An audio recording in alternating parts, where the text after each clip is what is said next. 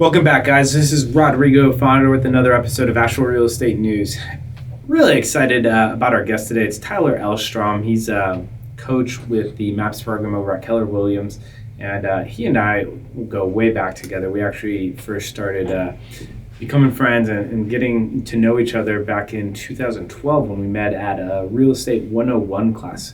Way back in the day as we were starting both of our careers, and it's just so fun to come back on the show and just chat about coaching and the life changes that he's had and how real estate's led to such a big impact in his life, where he sees the market going, and just some interesting questions and overall conversation around time blocking, finances, and thinking big. So tune on in, share it with your friends, and let us know what you think.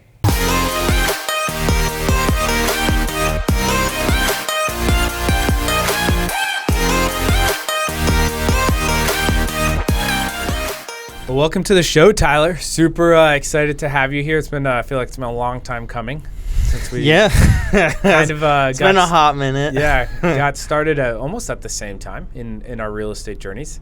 That's how, right? that's how we met at the North Carolina Real Estate Investors Association meeting. Yeah, Real Estate 101. Yeah, back in the day with Bill Gocher. We had like suits on. We were totally overdressed for the meeting and just ready to. But if you remember, we wore suits the first day. We wore suits the first day, and then the second day, other people showed up with suits too. Oh man, I don't remember that. No, no. Yeah, I think it was like one or two other people. Were like, awesome. Who dressed up to match us. Oh man, trendsetters. Yeah, something like that at least. But no, it's super awesome to have you on the show. Just kind of thinking back at the moment, the different trajectory paths that our careers have taken. You obviously, you went the agent route. Yep. I stuck to the investing side of things, and it's been really cool to see like everything you've done and you are doing and all the iterations of that, man. So congrats on the last 7-8 years. I guess I think it's been about 8, a little over 8 years from. Because, we were like, you went the investor route. I went and got my license. We both had the goal to, like, build wealth and get into the real estate world. And here we are. It's awesome. Yeah, so it's a big moment. So why don't you update everybody and give us, like, what did you do? Yeah. Like, what happened for you to get your license? Why did you make that decision? And just take a couple minutes and take your time and walk us through to where you're at today and what you're doing. Oh, wow. Okay. So. Yeah, don't rush this. Well, we could be here all day. When I got my license, I grew up in Fargo, North Dakota, and I actually picked up the book Rich Dad, Poor Dad. And a lot of my family are, hardworking farmers and that kind of stuff. And so that's just kind of what I thought I would do is just being a laborer or whatever. And I picked up Rich Dad, Poor Dad and read that and picked it up, and all of a sudden I'd read through the whole thing. It was 4 a.m. and I thought, oh my gosh, like I could do this maybe. How old were you when you read it? And where were you in life? I think it was like 20, 21, and I was actually working in mental health. Okay. And I would read at night to kind of separate because I worked on site and I was on call with people with dual diagnosis. And so that book changed my life, which I'm actually rereading it this month. Great book. Same thing for me. It was the catalyst of everything. So. Yeah, that's awesome. So I read that and I thought, oh my gosh, I could actually do this maybe. So I thought the best way to do that, to build wealth and be able to do that for my family and change like my family, was to get my license and maybe sell and learn about it. I'm a bit more cautious and just learn about it and sell and then be able to find deals and. So that's how I got into real estate and how I stayed in. Oh, was this all in North Dakota? This was here. Okay, so how'd you get from North Dakota to here? Oh man, well I was in. We're going way back, huh? Well, I'm just. You started talking North Dakota, and then you're like real estate license, and now you're here. Yeah. So there's like a little gap. Yeah, and I'll say too. Yeah, it's ended up. I've just been so blessed. So I'll share kind of the stats after we get. But I moved here in the middle of high school for soccer actually, because that was my one thing, and it was just me and my mom, single mom, and she didn't want me to wonder. I used to sleep with my soccer ball, and there was no Olympic development team in North Dakota. Okay. So we moved to Asheville, North Carolina, so I could get a scholarship and actually played Division I college soccer. Had a scholarship, played a year of semi-pro. And so it worked out, and then I switched that focus and love to real estate. Sweet. Sweet, Yeah. sweet. So got in Asheville, you got your license, and then what happened? And then I had no sales. I burned through every money I had, took out personal loans, was super like just intimidated and frozen, and made no money for 6 months. Yeah. and then I joined a team and really plugged into. I'm with Keller Williams, Right. which is literally why I'm here today. Mhm. That's why I'm wearing a red shirt today, to represent the reason I'm here. The reason I have everything is because of Keller Williams. So I linked up with KW, and I joined a team. And then now we get into the fun numbers, because I had like 6 months of no money, and then I joined a team, plugged into the systems they taught, and then it just skyrocketed. Yeah. So by the end of my first year, because I had no sales for like 5 or 6 months, by the end of the first year, I actually ended up being number 1 in buyer sales in all of Western North Carolina in my first year, with like nothing and then everything. I just was like, I know nothing. Turned it on, yeah. I know nothing. I'm just gonna copy what they teach in the system. And then I had like 37 sales by the end of the year. So in like 6 months, basically. Yeah, it was nuts. Yeah, it was nuts. And then the second year I was number 2. I switched to listings, and I was number 2 in all of Western North Carolina. And then I moved up and ran the team. And then I was the operations manager and took over for the CEO. And we had the highest ranking ever. We were number 86 in all of the world for Keller Williams. I did not know that, man. Yeah, number 86. We had the That's highest super cool. profit margin, highest retention rate, and so I love that. And then after that, I moved into expansion. So basically, as an operations manager, took all the systems and created like a plug and play model, and then opened 22 satellite offices, and then half were profitable, half fell very violently. So there's a lot of failing forward, and and that was amazing experience. And through that, which is part of I think where you have me is I'm a consultant for agents now. Through that, I just loved talking to all these satellite offices on the phone and coaching them and helping them build out their office, and that was my total joy zone. So I walked away from everything, and I went 100% full-time in consulting for real estate agents and businesses. And are you consulting kind of on your own, or are you part of like a different program, and you're like a coach for a program, or what's your setup for that? Great question. Yeah, I'm a part of what's called Maps. Okay. Maps coaching, and which stands for it's with Keller Williams. And it's because there's right now there's 173,000 agents in Keller Williams. Wow. And there's 250 of us coaches, and we coach the top 2.5%. This is about the top 5,000 agents in Keller Williams. We coach them, and I've got about 35 clients that we go through their profit and loss, who to hire, who to fire, what marketing, how to get more leads, goal setting, track the statistics, conversion rates.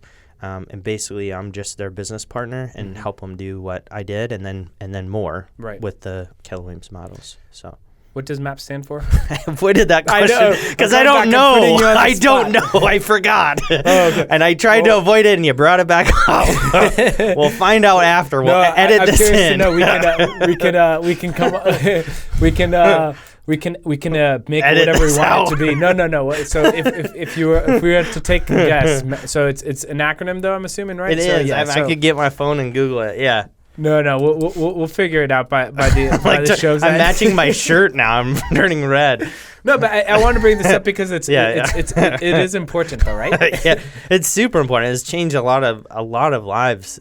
This coaching. But no. Here's what I meant. It's like the name isn't as important as the system itself. And you mentioned a couple of times as you were sharing your journey, you were like, hey, like I got into a good system. I got into a good team. Oh yeah. I joined certain things, and like they don't really matter what they're called as long as they're structured in a really good way, right? Yeah. And I think so much sometimes like it's easy to get caught up with like the names of things where it's like, hey, like, well, what's the actual tangible application and like how's it going to go? What is the biggest difference that if you remember going back to your first year, like month 6 to month 12, that being part of that system did for you? Oh, That's a good question. So month 6, and I forgot to add. I was also the keynote speaker for the first Keller Williams event in Europe. I forgot to put that in there. In Turkey, right? In Turkey, that, yep. And then I was also on with Gary Keller, founder of Keller Williams, and we were on stage talking about the book, The One Thing, and it was like 14,000. So I forgot to add those 2 highlights that Keller Williams also chose me and blessed me with those opportunities. So anyways, back to the first year. So month 6 to 12, I read the Millionaire Real Estate Agent book by Gary Keller and Jay Papasan, and I followed it. That's it. And so did you read that book because of the team you got plugged into? Yeah. I'm just wondering like what that team provided that maybe you didn't have before. What the team provided, one was I think accountability, because we all have goals that are important to us. Right. And especially when you're like an independent contractor and you don't have a set time that you come in to the office, it can be really easy to sleep in and then if you look at cause and effect though, you know, in the moment you're choosing that instant gratification when it's really not in alignment with your best self and who you'd like to be and where your life's going to be. It feels good in the moment. And so having that team, I mean, really, lead generation is what fuels everything. It's the name of the game. It's the name of the game. And so to go into a team, and this was in the Keller Williams downtown Asheville office with, at the time, it was run by Rowena Patton, which I'd like to give credit for. I mean, that's right. She poured into me and got me here. So I just mentors and everybody gave me the opportunity to run the team. So at the time, we had an office, and all of the agents came in lead generated at 8 a.m. And if you didn't come in, it was out of the norm, and it was weird. And so I just started doing it and caught the bug and started to see the results after a little bit and started to get some sales, and just everybody poured in and mentored me and helped me set goals. And, yeah, people are reading the book, and the Keller Williams downtown is now run by Jeff Stewart. Who's on the podcast. Oh, really? Yeah. Oh, man. Maybe it'll probably be a couple of weeks ago once this comes out, but yeah. Oh, he is. He's amazing. I was looking at a house with a girlfriend at the time, and I just was like, oh, this guy's so cool and so put together. I want to be like him. Oh, look, he's got a fancy watch and he dresses real nice. And so he's actually the reason I joined Keller Williams. Oh, really? He's my sponsor. And then he's been really pivotal in certain moments for me, like a catalyst. And so I owe him a lot as well. So I can't wait to listen to that. So yeah, just the environment, the synergy at that downtown office. And then people reading the book, and I thought, I come from no background. I'm the first person ever to make 6 figures or have an investment property. I did that at 26. I'm 32 now. So I didn't know anything, and so I just went into it with that. I know nothing, so I'm just going to copy. What's your biggest, do you remember going back 6-7 years now, what was your biggest area of growth in that first year that you were in real estate? Can you go that far back? Oh, yeah. Let me just go back and dust off the brain real quick. Biggest area of growth. I feel like I don't know if this is going to sound, I was a real lone wolf, and I didn't really know how to connect with people that well or be a part of a team. And so when I came on the team, I wanted to beat everybody on the team. Like, I was not part of the team. I was just if they set 1 appointment, I need to set 2 because I need to be better than them, which is ego, right? Which comes back to insecurity. And so I think that first area of growth was starting to, like, my first year in real estate, it was all about the sales and beating people. And then I had a buyer that had buyer's remorse because I was good at my scripts, my embedded commands, my downswing, and I felt like I kind of misguided them almost? Maybe, yeah, and into purchasing their last home that they're going to live in, and it crushed me, like it broke me, because here was this couple that didn't have a lot of money, and I pushed them into buying a house that wasn't necessarily the best thing for them, and now they're stuck, and it just wrecked me after the first year, and it like tore me apart in a good way, and I said, this next year, I'm going to just come from contribution. Like, I almost threw the scripts out, and I'm just going to figure out how to help people at a high level, and I end up doubling. So I think it like unfroze ice block of a heart. Yeah. and Your inner ice man. yeah. And I was like, oh my gosh. And then I saw all these people helping me, and I was like, I can't do anything without other people. Like I will sell 10 houses or less for the rest of my career unless I recognize that I need others. So moving forward to today, what do you think's been the biggest area of growth for yourself in the last 12 months then? Last 12 months? 2019? It's a total different role, right? Yeah. Like, then you were like a sponge, right. getting started, Right. and now you're speaking into people and being like very pivotal piece of people's Right. businesses. So what did you learn about yourself the last year? Well, my main I'll just go to my main focus right now is wealth, because growing up with the conditioning just from the Midwest, like rich people are bad, just overall, right? And so I would be making That was your conditioning. That was my conditioning, right? And you see it's in the media, like cartoons, that the rich person is the evil person, like Cruella de Vil and all these things. And so I've been making good money, and I've literally just been giving it away because I'm so uncomfortable having it. And so I actually started working with a transformational coach, which is basically a mindset coach that goes deep into the subconscious with Maps coaching, like our coaching company. It's a separate division, and just unpacking all that stuff. And so this is the year of wealth building, because I've really let go of a lot of those other stories that were holding me back. And then also that other aspect of that was just feeling really insecure and like undeserving. And that's another thing, because it's like, okay, I have all this money coming in, and yet here's my net worth number. Where is it going? I'm not, like, I have a 2006 Subaru that's 100% paid off with 200,000 miles with a scratch on the side. I'm not buying fancy stuff. That's not how I work. It's just literally going because it's so uncomfortable for me to have. I think it's Harvey T. Eker. I don't know if you know, but he says that you always hold on to the money that you deserve, that you feel you deserve. And you always make whatever you feel like you deserve. And so it's what you're like, kind of what you said, right?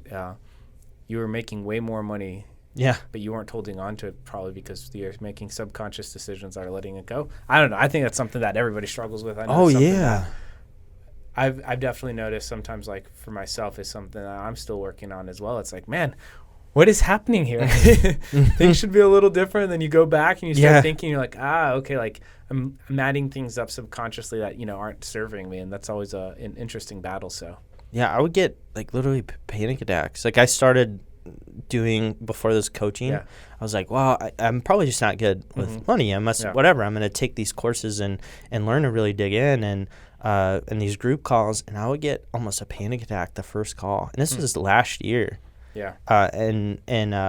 Which is, I'm like, I'm this coach, which I mean, my clients, like I've got clients that we've coached them to be, I've been following a system, so I see these clients that they netted, one agent that I coach this year, we have an 80% profit margin on a 1.2 million gross commission. Wow. Yeah. That's one agent, really good numbers. One full admin, and two part-time admins. Part-time admins. Yeah. So it hasn't shown up like, and I'm watching all this, and it's like, okay, for me to feel like I'm in complete alignment, it's time to build some wealth and really dig into all that stuff I don't want to dig into. That's like sticky and going back through. So I would say that's the biggest growth area for me. No, well, thanks for sharing that, man. I mean, it's up close and personal, so thank you. Well, if you think about it, people would rather talk about like anything, politics, religion, like all that stuff. People would rather talk about that than money. It's like a taboo thing, and that's how I was. So I was making intention now to just throw it out there that let's talk about it. Make it normal. Yeah, let's talk about it. You can do great things with it. What do you say to somebody who's on the edge of coaching, thinking about coaching? Because I'm assuming Maps is not exactly cheap. It's $1,000 a month. Yeah, so you get 4 30-minute calls. Yeah, a month. 430. So it's basically $500 an hour. Right. So if you think about that, that's not exactly what people would say is cheap. I know a lot of coaching programs in the real estate business, like for real estate investing, are in that $10,000 to $20,000 range a year. And so a lot of these things are high ticket items, if you would say. And if you feel like you're struggling, you probably needed the coach. But at the same time, how do you justify that expense? What do you? Such a good question. What do you tell somebody like that, or what did you tell yourself before you started getting your own coaching? So the first thing I would do is go to the profit and loss and what your budget model is, and follow a system. Don't necessarily come up with your own budget. There's so much out there. You don't have to create anything. You don't. And so if you're an investor or an agent, so if you're an agent, there's and I believe it's page 128 in the Millionaire Real Estate Agent book. It'll tell you what your budget is. So if your profit or your gross commission fits in that, go for it. Absolutely. And if it doesn't, then it's up to your discretion depending on where you're at. So it's just a numbers game. From the other aspect of that, what I would say is, Gary Keller in the book says that everything should return at least 3 times for you to keep that investment, which if your investment, let's use Maps, is $1,000 a month, then 3 times return would be $3,000 a month. For most people, that's half a deal. So, and you can find that out pretty quick in the first month or two, where if you're seeing an extra deal come in a month, you're maybe even getting a 6 times return. So I think the other thing is you're not going to cut and save your way to greatness. You've got to invest in yourself. And a mistake that people make is they underspend, and it slows down their growth. And so if it's an investment in yourself that's going to triple your business. If it doesn't cut it, it's not the right coach. Interview 3 of them. When you get the right coach, like if you were to sign on with me, we're getting you in production, and we're going to double or triple your business. And we've got statistics. So ask for the statistics. That's what I would say. It's just numbers. Interrogate the reality of it. Look at the numbers. It's not just a gut decision. It's a business decision, and there's a little bit of faith in there. What are some of the common questions that you work through with the clients that you have now? If there's like 1 or 2 common questions that you're always answering and you're always working through, what are they? One of them is time blocking. Okay. That's a theme that comes up a lot. It's like, how do I time block? The other one I would say is, I don't know who's here familiar with the 80-20 principle, where basically 20% of your efforts produce 80% of your results. And so figuring out, because one thing is basically having discernment about what is that 20% that's going to give you the biggest return, and what's 80%, and how to allocate your time. So, because if you think of it, you have a goal, you break it down to the month, or to the year, to the month, to the week, of what that's going to take numbers-wise. You get your conversion rate, and then it's just a matter of following and executing. That's it. It's just math. So that easier said than done, which is why you need the coach, right? Simple, not easy. Right?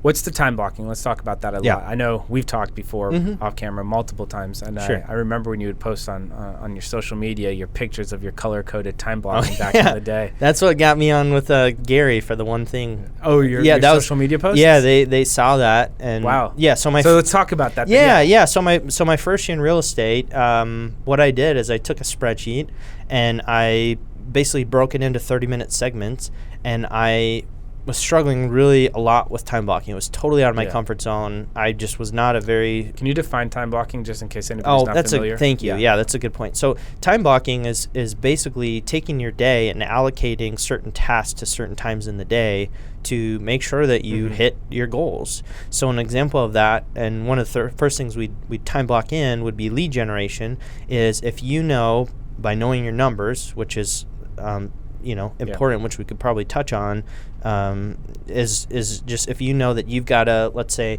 lead generate or call for clients 2 hours a day, then to hit goals, then you're gonna say, okay, I'm gonna lead generate from 8 to 10 a.m. every morning, and so you've just blocked that time out, and then you hold to that. It's an appointment with yourself, and then you do that.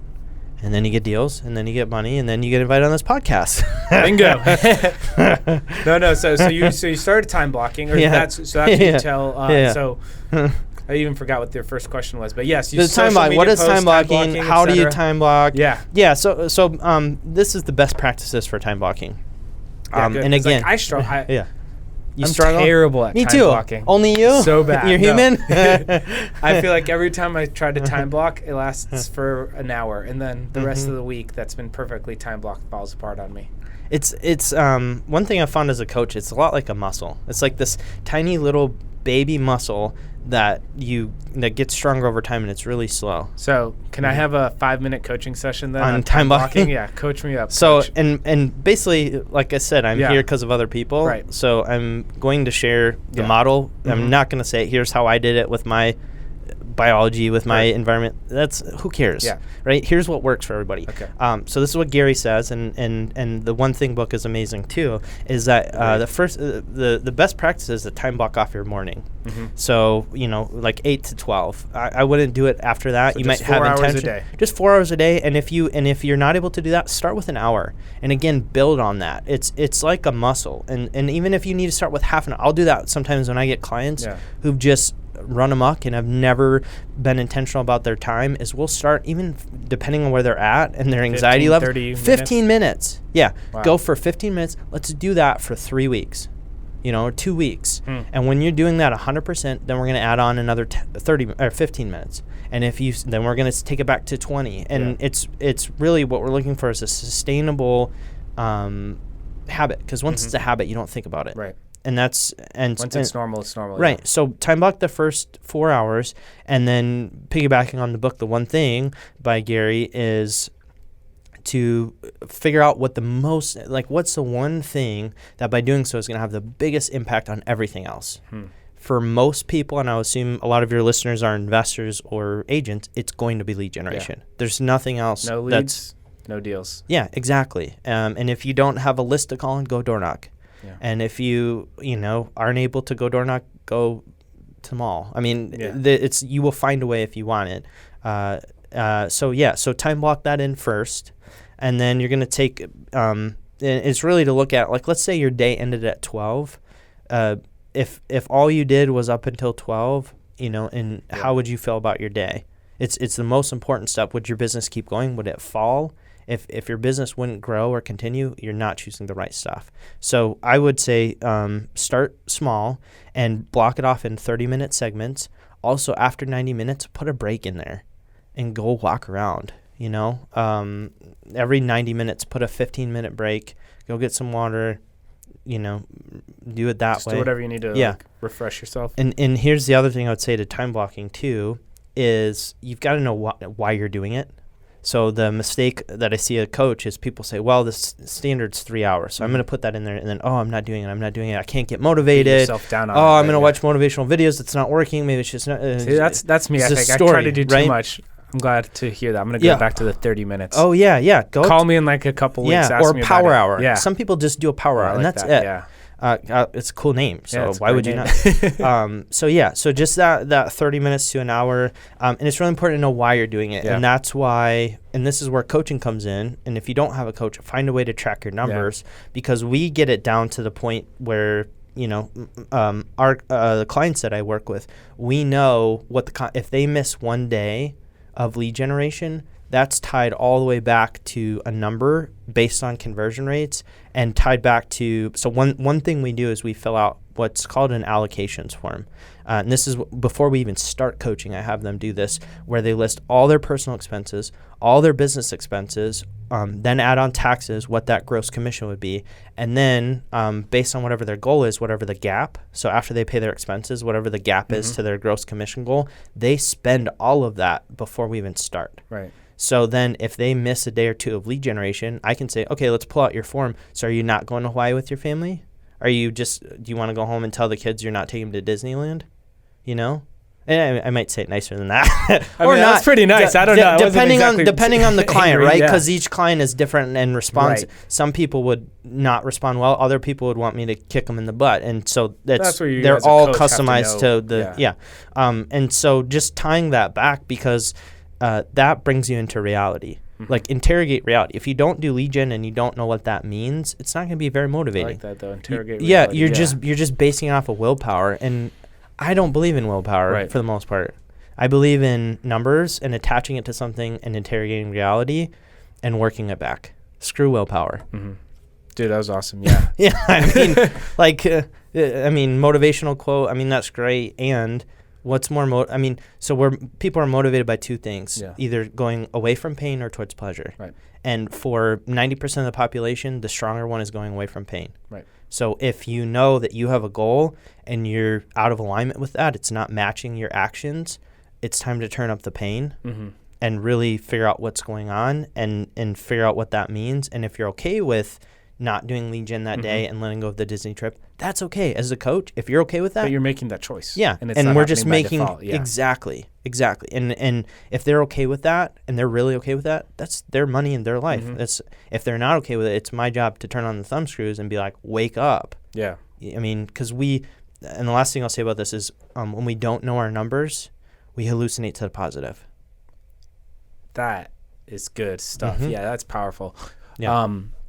This past year is the first year on our end, like on the personal side, we really dug in. I don't know, and I know we're not 100% yet on knowing our numbers, but I think we're close to like 80 to 90% as far as being able to break down, cost to deal, cost per lead, conversion rates for appointments, contracts, et cetera. So we're getting there because, we're trying to make, more and more educated decisions that we can map to something, and it's not making emotional decisions, because I'm a natural optimist. I think it's like Same. Zig Ziglar. I think I'm he too. said I'm too. Optimists it kills will you. like try to, or like salespeople try to sell themselves out of any problem, even the ones that they create themselves or something like that. I think I love it. And I'm like, it's always going to be better. And so it's good to have numbers to draw back on, so you can be like, hey, like this is what's happening. I want to let that marinate for a second, because it was really good to know your numbers and everything. You talked about time blocking in the power hour. Curious to know. I don't know if this is an easy question for you to answer or not. But hit me. Let's go. What do you think is the best question you've had to answer as a coach this year from a client? Ooh, best question. As a coach, and so my job is to not answer questions. So That's the best question you've not answered. So let me explain. So it's basically the difference between giving somebody a fish and teaching them how to fish. Right. So if there's something that's training specific, because I'm a student of real estate and I'm studying all the models and the new ones that are coming out and the profit margins. And so if somebody's asking me a question, then I'm going to be basing it off of a model. Again, and I'm going to say this for anybody. A big catalyst for me was to stop reading books about one person's experience and how they did it. Like, get rid of them. Go to the books that are like, here's how a mass of people did it. Here's a proven. I mean, just depending on how fast you want to move forward, right? Because you're interesting. Yeah. You're studying how one person with one brain and one biology in one location. But isn't that what the Millionaire Real Estate Agent is about? No, it's all based on studies. That's true. That's right. It's all based on collect everything. So it's all based on a collective. Okay. Had to give a little pushback. Give me the pushback. I'll push you back all day. So you don't answer questions. So I would say, I mean, if it's based on a model or training, yes, and then I stay as neutral as possible. But what's the best question you've heard then? Or that you've been asked, if you can remember. 'Cause I'm sure you have lots of really good conversations. I mean, the best question I've been asked, I mean, I know this is, so coaching itself, and here's the difference between, I'm going to push you back on this. Okay. A fantastic coach versus a coach that's a mediocre coach. If they're giving you the answers and not teaching you how to find them, you're not growing as fast. So let's say somebody asks me a question and they say, when you're looking at my business, what's the one thing that I can do this year that's going to double my business? And I'll say, well, let me ask you, from what you've seen, what would you say? Yeah. Okay, and what would that do? And what would you do differently? And what would change in the way you see yourself to be able to show up like that? And what would the results be? And what would the impact be on your family? Is there anything else besides that one action? And what would that mean per year? And what would that mean per month and per week and per day? And how would that change your daily time blocking? And what else would shift? And what would you let go of? And what would that mean 5 years from now if that new habit was permanent? So do you see all the stuff I'd be missing if I answered that? That's fair. I'm stealing that. Yeah, experience you're from that them client. From their experience, that conversation. Yeah. You said you're a student of real estate, right? Yep. What do you think is going to happen in real estate for 2020? I think half the agents are going to drop off in the next couple of years. 50% will be gone. That's a big statement. And that's not my statement, right? That's from the researchers that they pay millions of dollars for their company. What is that 50% real estate agent drop off based on? What are they looking at? Why do they think that's going to happen? So we're, I don't know if you talked about this, we're facing the fourth industrial revolution. Mm-hmm. Have you heard about that? Potentially. I mean, if we're talking about like platforms and things like Yeah. that. So it's, I mean, if you look at it, I mean, we had, everything's kind of simplifying. Yeah. So, I mean, even take Amazon, right? They're becoming the one-stop shop, and all these other little things are going away, and that's been happening for a while. The mom and pop shops went, right? We had an uproar about that a few years ago, and now the bigger stores, and now it's going to get to a couple. So the same thing's going to happen with real estate. You're also seeing, because there's a race right now for data, and contact information, and I mean, you can see, like, my phone is listening right now. I watch The Office. Have you watched The Office? I have not, but I'm oh my gosh, what? Okay, so we're gonna watch that. Funny show. So we watched one of the episodes with my mom. The Christmas episode of The Office, and on my phone, on my suggested articles, within half an hour was things you missed in The Office episode 4 or season 4 episode whatever. Right. I didn't. It was literally listening. Oh, it's just all those disclaimers you always so say yes to scary. because you just want to get access. I was a to, little right? taken aback. So yeah, things are simplifying. The top 20% of businesses are going to be for the most part the only businesses, and as for the agents that are going to drop off, because right now we're competing with the technology-based companies. There's like, but isn't Keller technology-based? It company, is, right? Yeah. Well, so here's the difference. You have a tech company enabled with agents, and then you have an agent enabled with technology. Yeah. So we just put $1 billion into technology. So the agent is enabled with the tech. You're never going to get rid of the agent. Correct. Now the other companies are basically collecting all this data, and like Amazon bought, Realogy, I think. There was like, or they partnered with them, which is like, and they get like there's some big credit that they they just sold out all of their agents. I'll just be blunt here. So now they've got all their data, and now they're gonna feed it back and get a referral fee. Yeah. So they just stole part of their commission. So that's what's happening. So we have two sides where technology is looking to eliminate the agent, and then the companies. There's a couple companies out there that are looking to empower the agent, and everybody else is gonna drop. For the most part.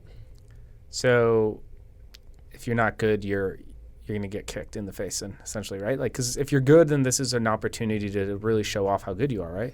Well, and I'm asking, I don't know if that's a true statement. It's just pure, How do you view it? I would say too. So the role of the agent's going to change. Yeah. And so we're going to go from more of a because we do transactional, and now we're moving to a more consultant based. Right. Because we're basically getting really good at the things that technology can't do, and that's going to keep the agent relevant. So anybody out there that does these things, whether they're to do these, you have to be good. I mean, I don't know. You could maybe throw a deal once a year, but it's going to be harder. Is as a consultant, what a computer can't do is, hey, I was thinking about you. Happy birthday. Hey, did you get the postcard I sent you on Christmas? Hey, let's look at this house. I think with the way this is changing and the neighborhood and just like the stuff it's not that the result's going to change. It's the experience on how you get the result that's different. Because we're moving to it's not about customer service anymore. It's about customer experience. Correct. Yeah, wholeheartedly. We've done a lot of work on our end to try to be. Like what we always say is like on our end for what we do personally is create the white glove experience for somebody. So if you go to fine dining and it's that white glove, it's indicative that there's no margin for error, right? That's who's going to stay relevant. Yeah, those agents. So it's scary, but I think it's also exciting if you subscribe to that and believe that you're good like that, because it's gonna put you on the map. Yep. Right. Yep. Well, let's switch gears here as we wrap things up. From a personal standpoint, curious to know how real estate's been. Obviously, it's been a good thing for you, but more a little bit how you think what your involvement in real estate's going to change, if at all, because you went from buyer's agent, listing agent, team leader, expansion leader. Now you're a coach. Yeah. Do you think you're in your sweet spot that you're going to be in for a while now, or do you see any other changes for yourself? I think, I love it. This is every day. I love it, what I do. So I would say with changes, like I'm always pushing for more, obviously. So I would assume at some point my role would change where I'm coaching coaches, and then having some kind of strong leadership role in the company. Cool.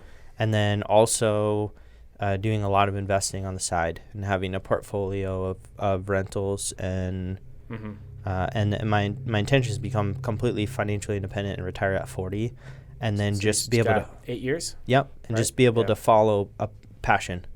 So what do you think that whatever. passion is? Do you know that? Yeah, are you still discovering. So I'm actually the Philippines and China. I'll most likely be going to speak there, and it's a totally different world there, especially in the Philippines. And they really just wanted me to come speak about hope. And I would like to, because we have so much like amazing blessings here, that some people just struggle to like survive each day. And so I'd like to go to these places that maybe couldn't afford a speaker and go in and just bring a message. So that's a passion project, like go around the world, just something to help people last a little bit longer in their, I don't know. So definitely that. And then I'll always have my hand in real estate, because I could just talk for another 4 hours about this. It's amazing. Fair enough. No doubt, man. So thanks for coming on the show. Yeah, man. Thanks for having me. It's awesome to see sitting back in that classroom back in AV Tech so long ago. Oh man, we had gauges in our ears. Remember that? I do. I still had my.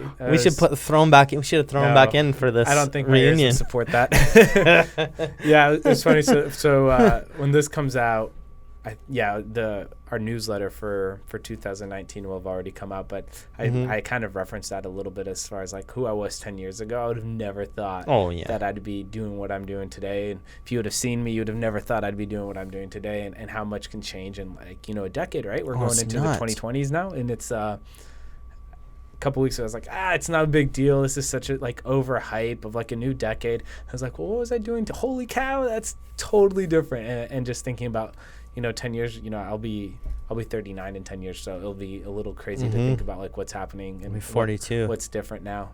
We got to do a 10-year reunion on this one. No doubt. If the show's still producing content 10 years, that'd be crazy. So, thank you thanks for having me. And again, I just can't say thank you enough to the mentors. And I didn't know anything, so literally I'm sitting here because of other people. So if there's anything you don't know or a goal that you don't know how to get, just ask somebody, because people love to help. That's probably the biggest piece of advice, is get a mentor, ask for help. Most people are, the two biggest things that they want is to be right and look good.